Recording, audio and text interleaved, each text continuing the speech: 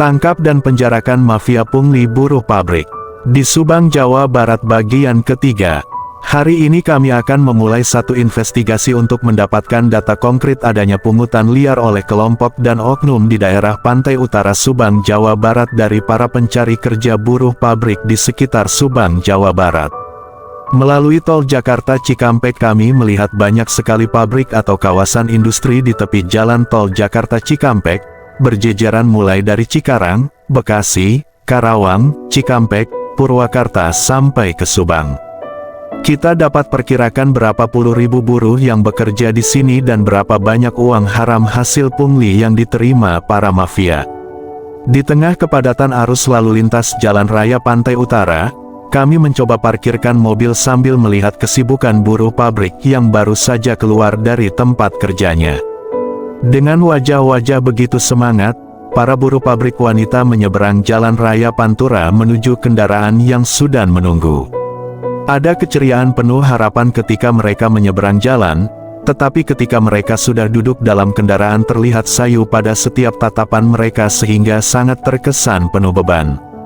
Begitulah nasib buruh pabrik di Subang, Jawa Barat, mereka harus kerja dan berdoa semoga saja ada lembur.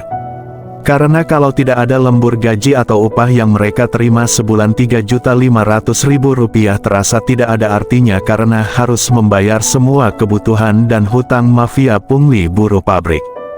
Dalam edisi kedua kami telah ulas bagaimana praktek pungli calon pekerja pabrik di Sukabumi dan Cikarang di mana pekerja buruh pabrik pria harus siapkan uang 5-10 juta rupiah jika ingin bekerja di pabrik, begitupun pekerja buruh pabrik wanita harus siapkan uang 3 juta rupiah sampai 5 juta rupiah jika ingin langsung diterima kerja di pabrik.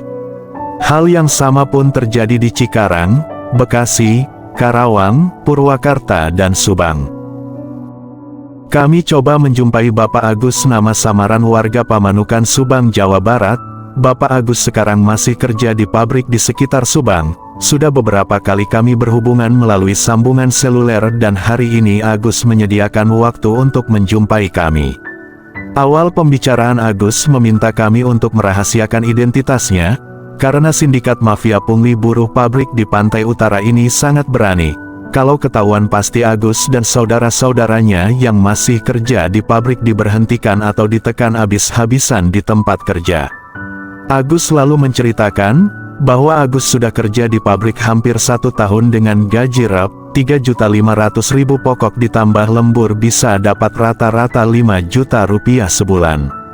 Awal masuk kerja di pabrik Agus harus bayar 10 juta rupiah kepada pengurus.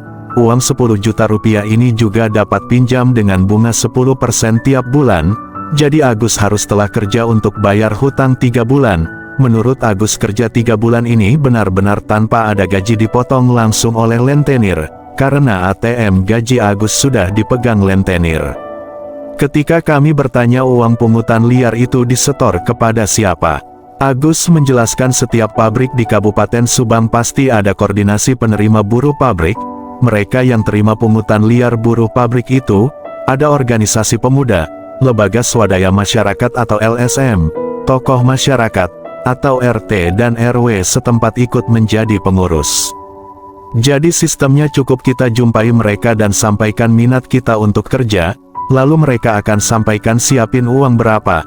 Setelah kita setor uang dan dokumen lamaran dalam beberapa hari kita akan dipanggil interview langsung teken kontrak kerja.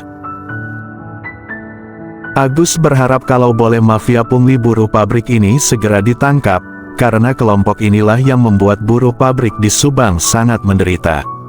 Menurut Agus, coba bayangkan saya bekerja selama 3 bulan hanya untuk bayar hutang, benar-benar susah hidup para buruh pabrik di Subang kalau mafia pungutan liar buruh pabrik ini belum dihentikan, demikian penjelasan Agus. SPITV coba menghubungi seorang RT yang menurut informasi yang kami terima termasuk seorang pengurus penerimaan buruh pabrik di sekitar lingkungannya, tapi yang bersangkutan tidak ada di tempat. Mohon luangkan waktu Anda subscribe, like dan komen konten kami biar kami akan tetap eksis menyampaikan informasi terbaru untuk Anda.